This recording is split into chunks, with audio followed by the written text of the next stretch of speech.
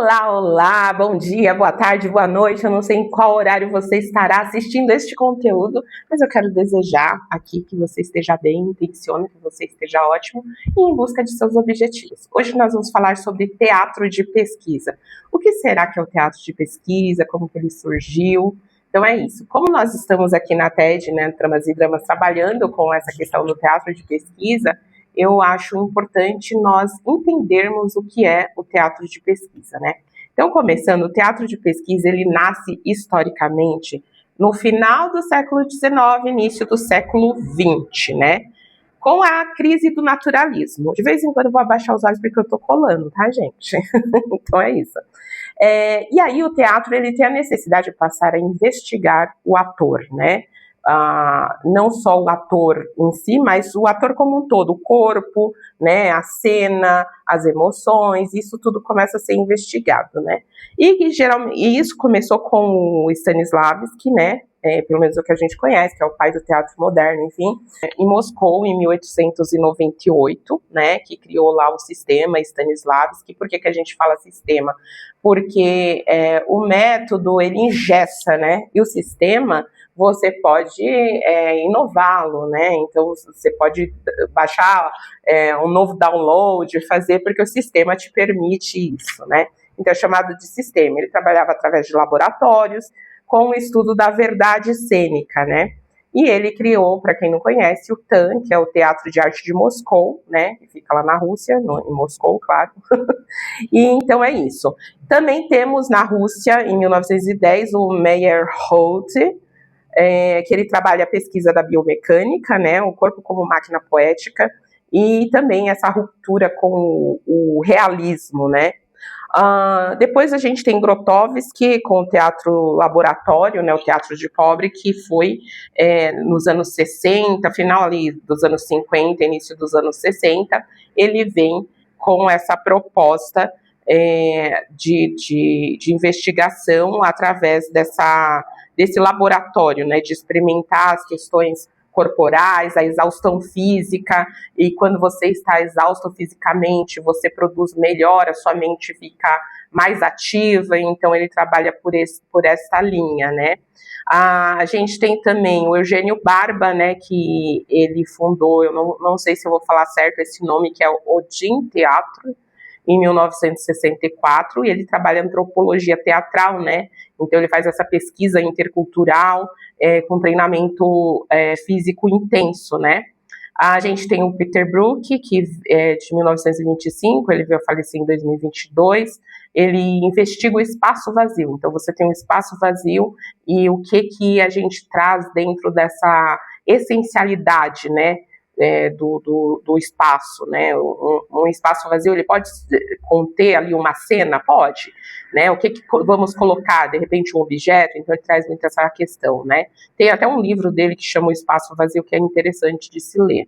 Se eu não me engano, eu devo ter ele em livro, como fala? Não é livro físico, é livro PDF, em PDF, o livro digital, né? Isso aí.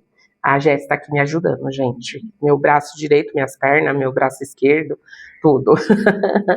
E no Brasil, a gente tem esse boom de teatro de pesquisa, nasce na década de 60, né, 80 ali, os grupos começam a se reunir, os teatros de grupos, né, se formarem em grupos, e a gente tem o primeiro, assim, o precursor aqui no Brasil, que é o Teatro Oficina, com o Zé Celso, né. Se vocês nunca ouviram falar, pesquise sobre, né? Então ele traz pesquisa corporal, ritual, antropofagia cultural, enfim. Tem o Teatro da Vertigem, que nasceu nos anos 90, né? Que ele pesquisa o espaço não convencional. E é um teatro itinerário, sabe, itinerante, que não itinerante no sentido de sair de cidade em cidade, mas no sentido de andar, performar dentro do próprio espaço. Então é uma casa e eles passam por todos os cômodos, por exemplo. E tem várias linhas de pesquisa deles, né, mas eles têm uma trilogia que chama Paraíso Perdido, o Livro de Jó e Apocalipse 1.11. Inclusive eles têm um livro que no final aqui eu vou até mostrar para vocês.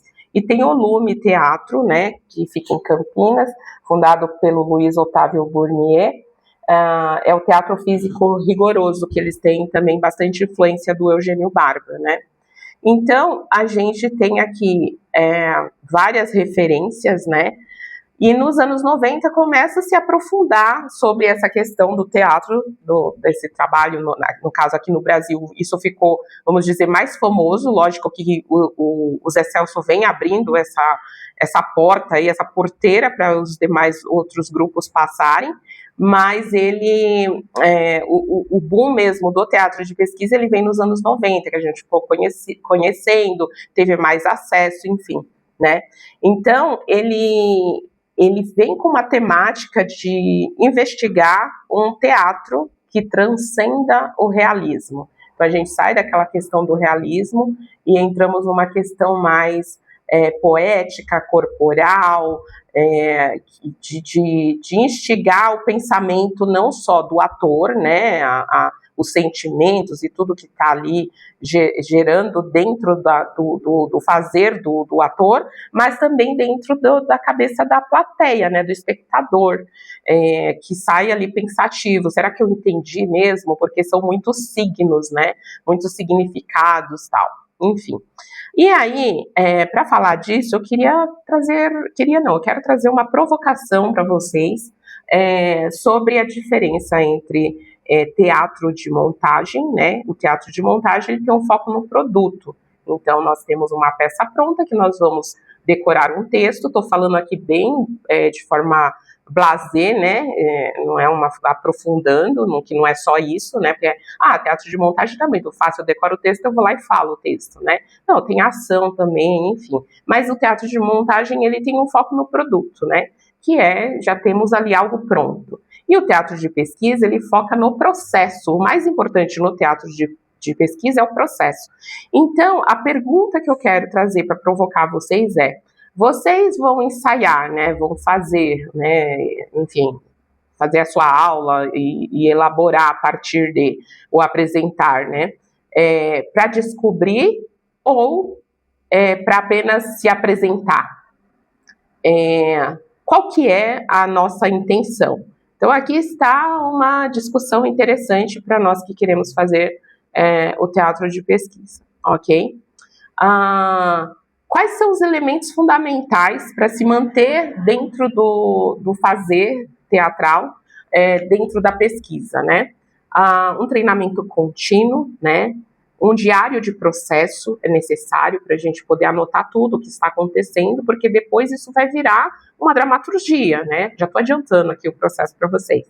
Improvisação como ferramenta, né, até científica. Então, a gente pega os exercícios de improviso e trabalha eles com temáticas que têm a ver com a pesquisa que estamos fazendo, né? E é uma criação coletiva, né? E essa dramaturgia vai ser construída em sala de aula, né?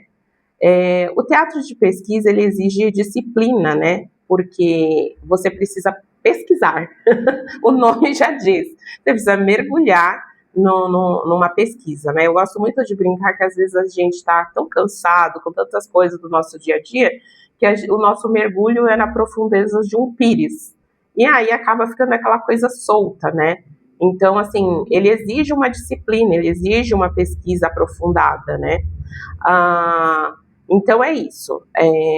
Continuando aqui, por exemplo, o livro do Stanislavski, que eu vou mostrar para vocês agora, que é esse aqui, Minha Vida na Arte, fala muito sobre uma biografia, né, do Stanislavski, onde ele fala muito dos processos dele. Então, ele estudou yoga, tai chi, aikido, todas as artes marciais, neurociência, enfim, várias coisas para poder fazer essa pesquisa, esse laboratório que ele fazia. Ele queria entender o ator. Tanto que nesse livro, eu não sei se é nesse livro, gente, porque assim, eu já li vários livros que falam sobre Stanislavski, livros dele também, e eu não vou lembrar em qual que é, mas eu acho que é nesse aqui que fala, nesse Minha Vida na Arte, que ele aparece, ele entra debaixo do sofá num estúdio que ele tinha na França, e aí chega eu não sei se é a Stella Adler, eu não lembro, sei que chega alguém e pergunta, mestre, por que você está debaixo do sofá?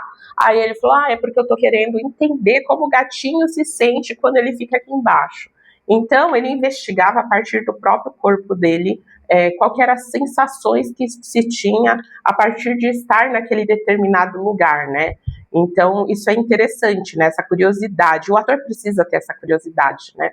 Para o teatro de pesquisa, precisamos ser curiosos. Eu falo que a gente precisa ser curioso igual a criança, como se a gente não soubesse e fôssemos descobrir pela primeira vez. Então, se a gente ficar cheio de dedos, com mimimi, com vergonha, o que vão falar de mim se eu me enfiar debaixo do sofá? Stanislavski não estava nem aí, entendeu? Então, a gente precisa colocar o mundo no off. Para trabalhar com teatro de pesquisa, você precisa colocar, para trabalhar com teatro no geral, mas principalmente teatro de pesquisa, nós precisamos colocar o mundo no off para a gente poder conseguir continuar fazendo, né? E aí tem uma frase aqui que eu gosto muito, que fala assim: a palavra não traduz o corpo, nem o corpo traduz a fala. Ou seja, nós podemos transformar o nosso corpo em algo não visto através da palavra, que a gente entra na questão do sublime, que a palavra não pode descrever, e a gente também, às vezes, não consegue fazer com que o nosso corpo traduza determinada palavra. Então, como investigar para eu chegar nesse um ponto de intersecção onde isso se faça entender? Através da pesquisa, através dos exercícios, dos laboratórios, né, de se inscrever no texto dado. E quando eu falo no texto dado, Raquel, mas você não acabou de falar que teatro de pesquisa não é o texto pronto? Não é um texto pronto, mas nós temos uma base por onde vamos começar. Vamos começar o teatro por onde? De uma investigação de algo que nos incomoda a partir de nós mesmos, né? Então, eu posso criar através de improviso. Eu vou investigar em mim os incômodos que eu tenho, eu quero falar sobre isso, ou as coisas que me trazem prazer e eu quero falar sobre isso, enfim. E aí eu vou trazer isso à tona. Geralmente, a gente sempre tem algo que a gente vai se debruçar para poder fazer a pesquisa. Pode ser um livro, de repente, um livro que não foi construído para ser uma peça, pode ser um documentário, um texto documental, pode ser uma poesia. A partir dessa poesia eu começar a criar uma dramaturgia a partir do meu corpo, e depois isso vira uma dramaturgia escrita mesmo, né, para se ler com a palavra, vamos assim dizer, né? Então, a gente vem dessa linha do teatro físico, do teatro psicofísico, né, e entender os significados, igual eu falei no início, né? Tem até nesse livro aqui, que foi um dos livros que eu usei como base para poder montar essa aula, que é o Pesquisatores, da CPECA, uma oficina de pesquisadores, né? Enfim, super interessante esse livro, e aqui ele fala sobre essa questão do significante. É um livro, digamos, denso, eu não indico esse livro para iniciantes, porque ele tem muitas coisas assim que às vezes vai deixar confusa, porque ele é muito poético e ao mesmo tempo muito técnico. Então eu indico para quem já está um pouco mais aprofundado no fazer teatral, né, um pouco mais avançado. Mas eu estou trazendo a referência, caso alguém tenha interesse, aqui está uma das referências de onde eu estou tirando esse conteúdo, não só daqui, mas como de outros lugares também. Então, esse teatro físico, né, e psicofísico, da gente investigar não só o físico, mas como o nosso psicológico afeta o nosso físico, a partir de dentro para fora, vamos assim dizer, e de fora para dentro também, como que isso nos afeta, né, a partir de uma respiração, de repente, o que gera no meu corpo, de repente eu quero falar sobre algo que me tira o ar, então eu começo a fazer respirações rápidas, né, que é um exercício do Grotowski, que você vai inspirando e soltando pelo nariz rapidamente, você fica meio tonto, então você começa de fora para dentro, e você começa a ter sensações assim, a ponto de quase uma psicose, dependendo de quanto tempo você fica inspirando e expirando pelo nariz, né. Então, assim, você pode obter muitos resultados a partir dessa experimentação corporal, né? A outra autora também que traz muita coisa é a Viola Spolin, que traz dentro dos seus jogos ali, né, quem, onde e o que é super importante também para pesquisa, né?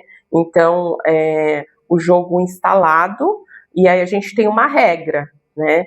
E isso é muito importante para o ator, porque isso gera na gente uma criatividade. Quando você limita, assim, determinada situação, isso faz a gente criar. Então, por exemplo, vamos supor, eu tenho aqui um pão e eu não tenho uma faca para cortar o pão. Eu vou ter que usar a minha criatividade para cortar esse pão. Pega com a mão e parte com a mão. De repente, eu não vou poder partir com a mão, porque se eu não tiver um lugar para lavar minha mão, né?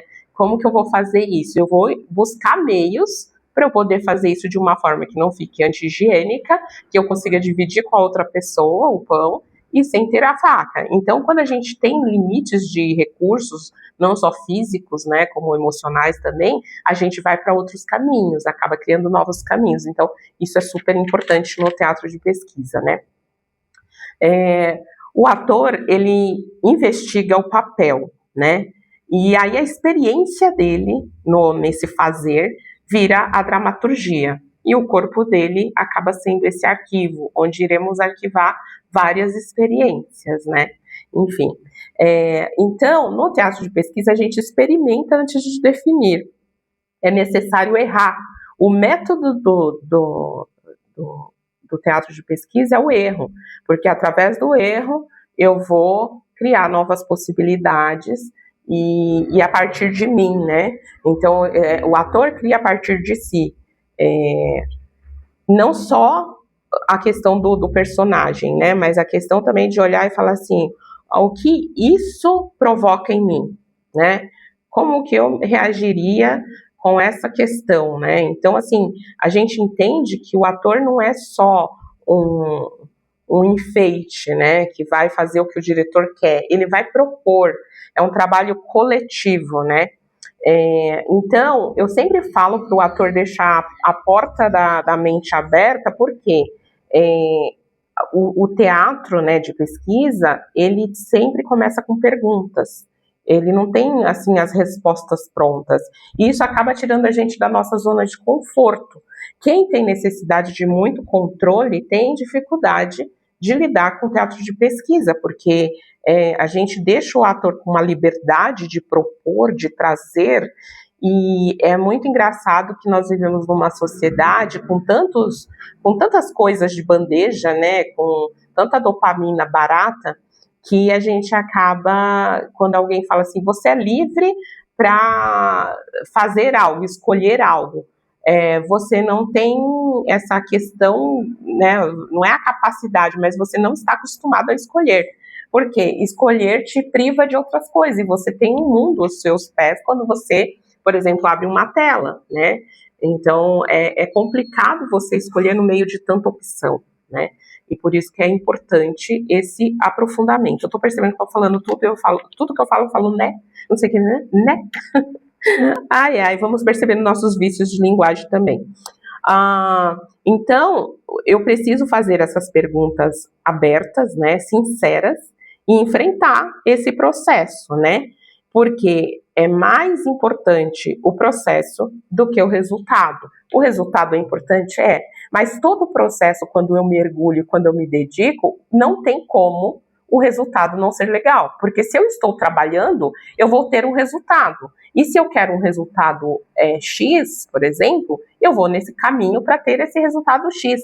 E muitas vezes, no teatro de pesquisa, a gente tem uma questão que a gente já quer prever o futuro. E não dá muito certo isso, porque, por exemplo, se eu já sei o que eu quero, eu não tenho por que fazer a pesquisa, eu já posso ir direto para lá, para o X, né? Mas no teatro de pesquisa não, eu vou pesquisando e eu vou obtendo resultados que muitas vezes eu não sei o que vai dar, porque é novo.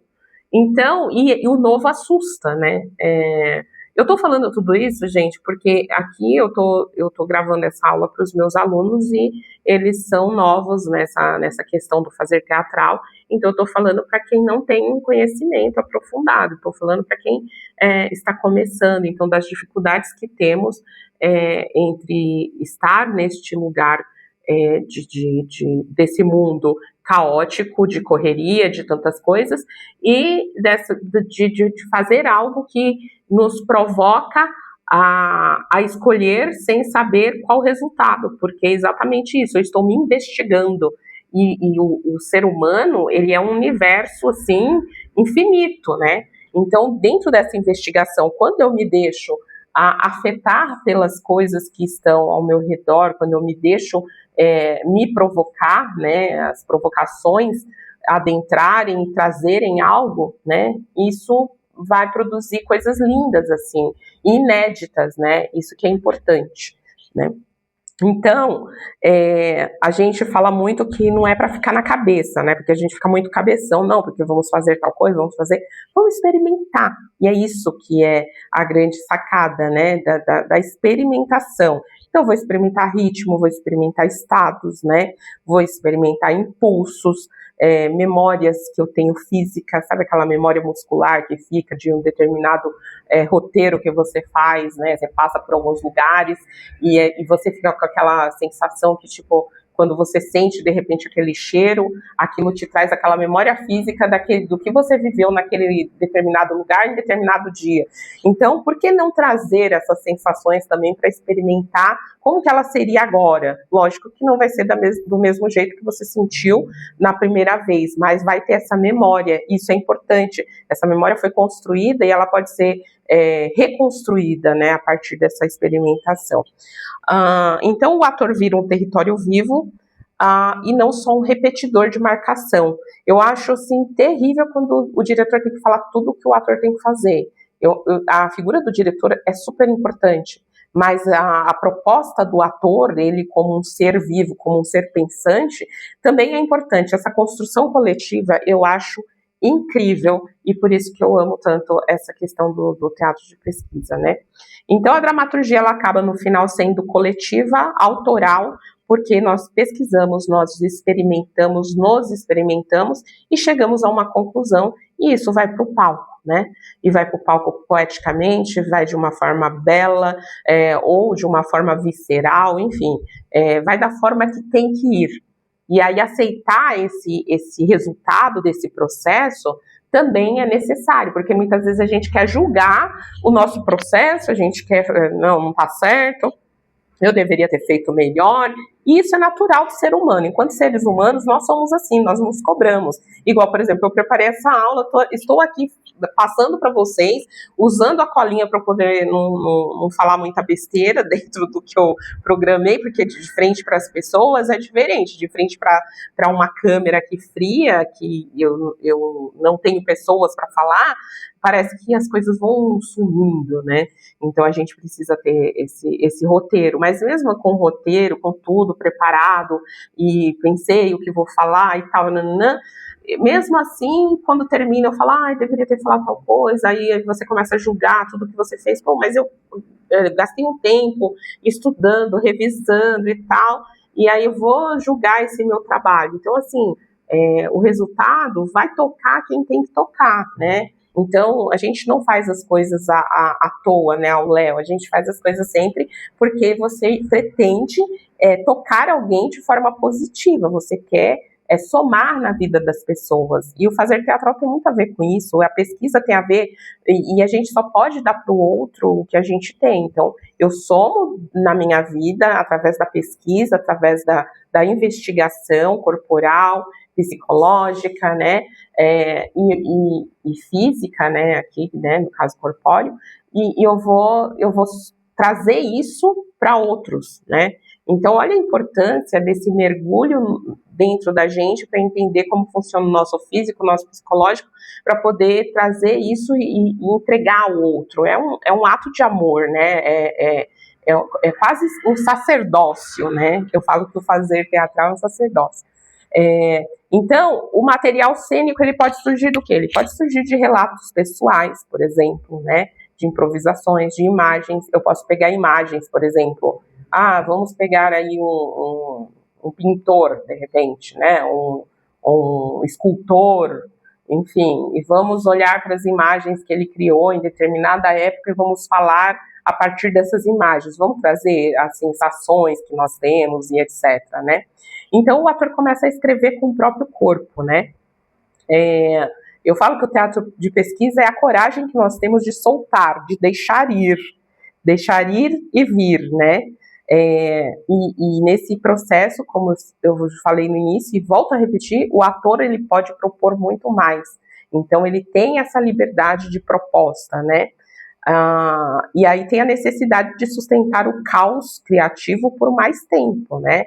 E o que às vezes a gente acaba não deixando acontecer porque eu quero resolver rápido, eu tenho pressa, né?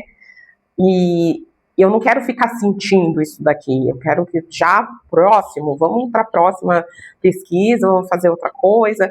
E aí a gente entra nessa questão dessa sociedade que estamos, uma sociedade blasé, em que a gente, por exemplo, sente uma dor de cabeça e eu não sei de onde está vindo essa dor de cabeça. A primeira coisa que eu penso é que preciso tomar um remédio para passar essa dor de cabeça, porque eu preciso fazer isso, fazer aquilo, colocar aquilo no lugar, tal. A gente não para pensar que talvez a dor de cabeça seja a falta de hidratação, por exemplo, falta de água no organismo, às vezes uma sinusite que está vindo aí, quem tem sinusite, enfim.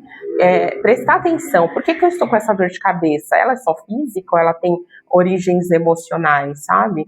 Então, quando eu presto atenção em mim, muitas vezes a dor de cabeça vai embora, quando eu resolvo aquele interno, ela vai embora sem a necessidade de um remédio. Só que eu tenho pressa, então como eu tenho pressa, eu tomo um remedinho e eu fico aqui blasé. A pessoa fala para eu sorrir, fala para eu chorar, Então eu fico com a mesma afeição, porque eu estou sempre ali dentro de um lugar de conforto, né?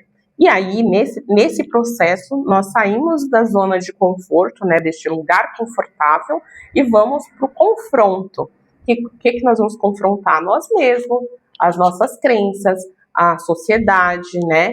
E o teatro de pesquisa ele tem muito esse viés social, né? De o que está acontecendo na sociedade e como artista, como que eu posso denunciar isso? Né? Como que a minha arte pode chegar nos lugares através de uma denúncia? A arte ela pode ser bonita, mas ela também pode comunicar verdades que são necessárias para mudarmos como pessoas, para melhorarmos como pessoas que somos, né? Então, por isso que o teatro de pesquisa é tão rico. Não estou falando, as peças prontas, os textos prontos, as dramaturgias que já estão aí, não tem valor. Não é isso, elas têm muito valor, inclusive, e é necessário também. Mas o teatro de pesquisa tem o seu lugar, e é um lugar autoral, é um lugar que você pode criar. Então, eu acho super interessante porque aguça essa questão da nossa criatividade, né? Aí tem uma frase muito legal, que eu achei essa frase incrível, eu não sei de quem que é, então vou colocar aqui autor desconhecido. O ator que pesquisa não busca representar o mundo, ele cria o mundo a partir de si. Isso é incrível, muito, muito, muito bom. E aí, gente, tem uma frase aqui da Pina Bausch que ela fala: não me interessa como as pessoas se movem, mas o que as move. Isso tem tudo a ver com o que eu acabei de falar sobre os nossos incômodos, né, os nossos anseios, e como isso pode mudar uma sociedade a partir do momento que eu faço perguntas e provocações a respeito disso e construo uma obra, né, a partir disso, com o meu corpo, com a minha partitura corporal, com as minhas questões, até as minhas limitações físicas podem ser usadas para isso, a partir de vários movimentos, né, psicossomáticos, né, e também psicofísicos e tudo mais. É isso. E agora eu quero mostrar para vocês alguns livros que fazem sentido para este trabalho do ator dentro do teatro de pesquisa. Um dos livros é O Corpo Tem Suas Razões, Antiginástica e Consciência de Si, da Thérèse Bertherat. Então fica essa dica de livro aqui.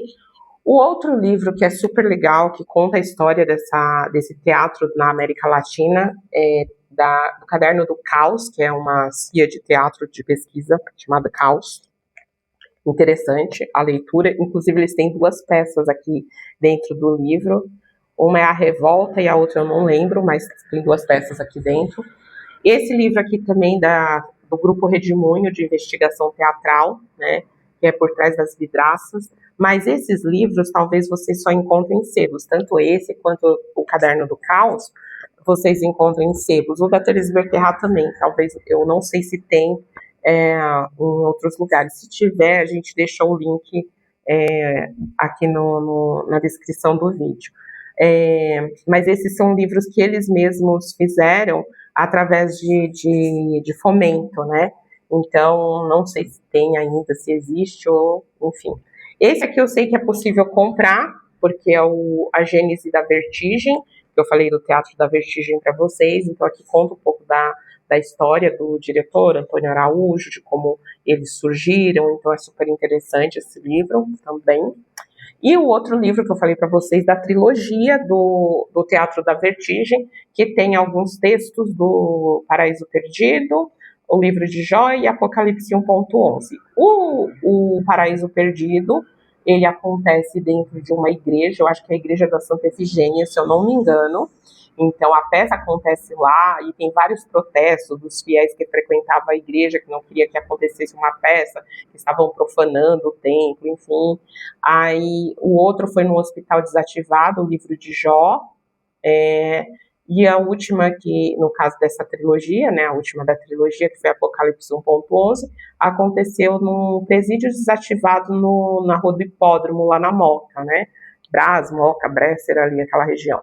Então é isso, esse livro conta também como essas peças foram montadas, enfim, muitos atores globais que a gente conhece foram descobertos a partir dessas montagens aqui, então super interessante de se ver. O outro livro que fala um pouco sobre os relatos sobre o trabalho do Grotowski, então também super interessante para poder saber um pouco mais sobre como que o Grotowski trabalhava, como que ele fazia, né? Tem algumas, aqui até fala que é o trabalho parateatral do Grotowski.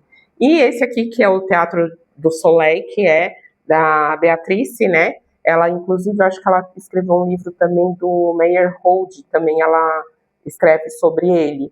Então, são livros que eu indico que pode contribuir para entender um pouco mais essa questão do teatro de pesquisa.